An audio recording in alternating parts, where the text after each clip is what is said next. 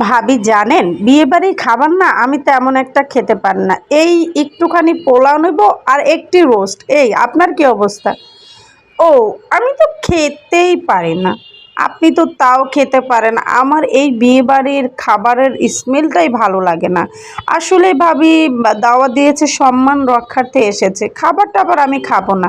আমরা গিয়ে বাইরে বড় রেস্টুরেন্টে গিয়ে খেয়ে নেব। আমি আবার চাইনিজ খাবার ছাড়া খেতে পারি না, বুঝছেন ভাবি? এই হচ্ছে আমার অবস্থা।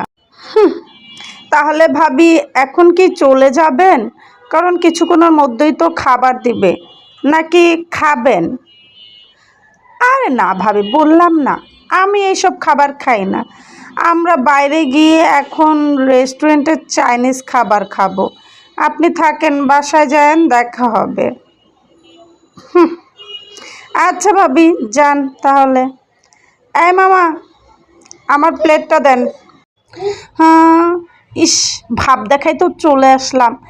কিন্তু এখন তো আমার খুব বিয়েবাড়ির রোস্ট পোলাও খেতে ইচ্ছে করছে। এক কাজ করি, একটা পলিথিন খুঁজে খাবার নিয়ে যাই। অনেক কষ্ট করে পলিথিনটা পেয়েছি, এবার মামাকে বলি খাবার দিতে। এই মামা, এই পলিথিন ভরে গরুর মাংস, পোলাও, রোস্ট, ফিরনি, জর্দা সব কিছু দিবেন, ঠিক আছে? পুরো ব্যাগটা ভরে দিবেন। এই নেন, আমি যেন 3-4 দিন পেট ভরে খেতে পারি। ও, হয়ে গেছে? দেন, খুব ভালো করছেন। এতগুলো খাবার দিছেন, এতে তো আমার 4 দিন ঠিক মতো হয়ে যাবে। কি ব্যাপার ভাবি, এখানে কি করেন? আর আপনার হাতে এটা কি? হ্যাঁ মানে ভাবি মানে আহ, আরে ভাবি, এটা দেখতেছি পলিথিনের মধ্যে পোলাও, মাংস, রোস্ট এগুলো আছে।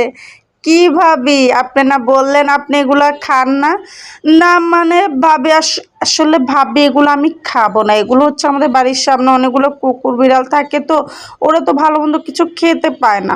ভাবলাম ওদের জন্য কিছু খাবার নিয়ে যাই। বুঝেনি তো, আমি আবার পশু পাখি অনেক ভালোবাসি। আচ্ছা ভাবি, থাকেন তাহলে। আল্লাহ বাঁচাও। আসছে, এত ভাবনা ওর কি আছে, বসে খাইলেই তো হইতো।